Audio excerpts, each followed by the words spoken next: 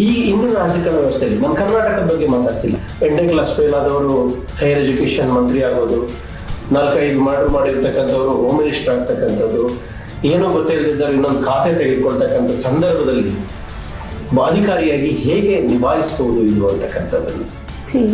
ಯಾವಾಗಲೂ ನಾವು ಡಿಫ್ರೆನ್ಸಸ್ ನೋಡ್ತೀವಿ.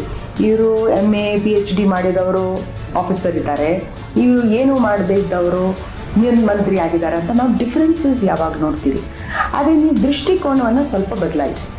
ಇಬ್ಬರಿಗೆ ಉದ್ದೇಶ ಒಂದೇ ತಾನೆ. ಉದ್ದೇಶ ಏನಂತಂದರೆ ಆ ಸಮಾಜದ ಜನರಿಗೆ ಅವರು ಏನಾದರೂ ಪ್ರಯೋಜನ ಕೊಡಬೇಕು, ಸೇವೆ ಮಾಡಬೇಕು ಅಂತ. ಕರೆಕ್ಟ್ ಅಲ್ಲ? ಸೊ ಯಾವುದೇ ಒಂದು ಬ್ಯಾಕ್ಗ್ರೌಂಡ್ ಇದ್ರೂ ಆ್ಯಸ್ ಲಾಂಗ್ ಆ್ಯಸ್ ಯೋರ್ ಗುರಿ ಸೇಮ್ ಇದ್ದರೆ there is no problem at all. I have worked with people from the Gram Panchayat level to, of course, state level ministers.